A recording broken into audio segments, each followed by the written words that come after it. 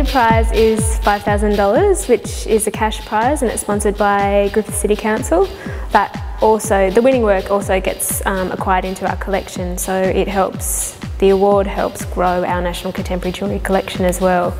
The other prizes are a residency at Sturt Contemporary Centre for Design and a solo exhibition at MetaLab in Sydney, so all fairly prestigious awards.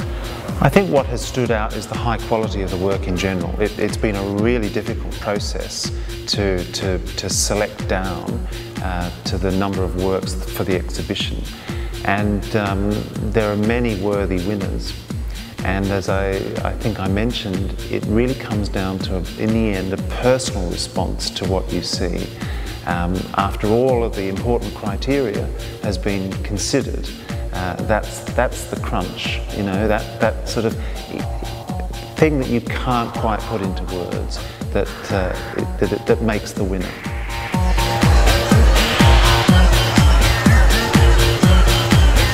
Have you got a favourite piece somewhere?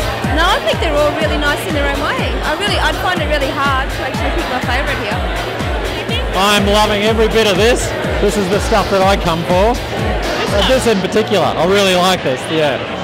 Look, I think it's fabulous that council's getting involved in sort of, I suppose, pushing the boundaries of what people's thoughts are and expressing art. I really appreciate the way that he uses the technique of using the torch and the flame, much the way that other people might use a file or something square edge. You know, the piece itself is really quite raw, and it's a powerful and emotive piece, I think. It's got a great narrative. And it's great that it's a two-component piece with a stand and a brooch.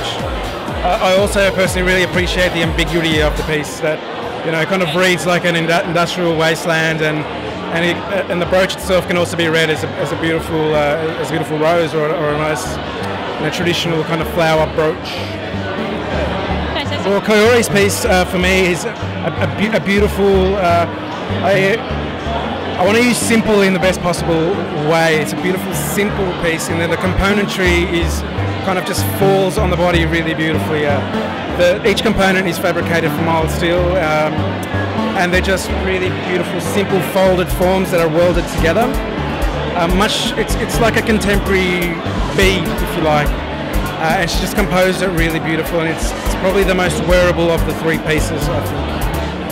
Well, the three of us were really fascinated by Amy's work. We are none of us knew where she studied. We don't know her backgrounds or anything, but the piece itself resonates really strongly with, particularly Sabine and I, being that we're makers.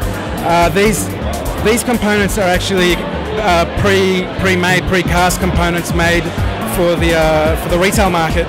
And what Amy's done is kind of recontextualise these components and kind of given them a new, interesting kind of visual language.